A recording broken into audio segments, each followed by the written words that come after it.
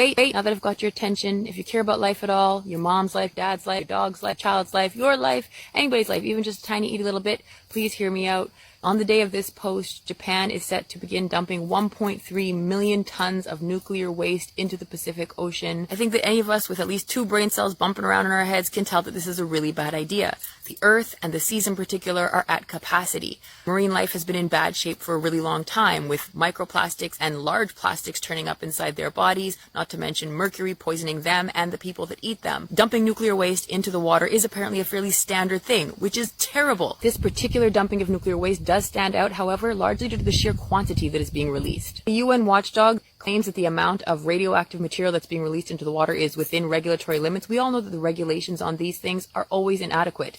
We only have to look at the state of the environment and the state of human health to tell us this. There are also many historic and present-day examples to confirm that we need to second-guess and cross-check the results of scientific studies that are done when large corporations like TEPCO, who's doing the dumping, are involved, because somehow the results often come out in their favor. We can add to this the fact that UN human rights experts have raised major concerns about the dumping, and scientists and governments from most of the neighboring countries are strongly opposed to it, not to mention environmental groups like Greenpeace. Most importantly, everyday people from countries all around the Pacific Rim, especially coastal communities and fishing communities, are hugely opposed to this and have been protesting this for years. The voices of these communities and many experts are calling for Japan to slow down and take more time to study what the potential implications of this could be, and most importantly, to take the time to look into better alternatives, such as using the water to build concrete, where there'd be less of an opportunity for the radioactive toxins to leach out and impact wildlife or human life. Frankly, beyond local concern, this issue impacts all of us. In case anyone hasn't noticed, the sea doesn't come in little boxes.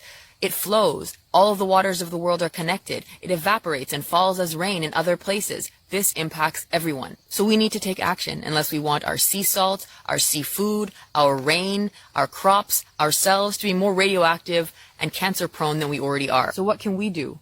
We need to tell Japan that we, the people of the world, will not accept any further abuse of our oceans. We need to launch a Boycott Japan movement and keep it in place until Japan agrees to stop this dumping of nuclear waste into the water. Depending on which platform you're watching this on, if you swipe right or if you just watch to the end, you'll see a graphic that I've created that can act as a template for our movement. So I'm asking folks to join me in 2 really simple actions in order to protect life on this planet. Number 1, please flood social media with this message. You can use my template or make up your own, but I think it's important that this message is everywhere right now. Secondly, let's follow through so they'll actually start to feel it where it counts.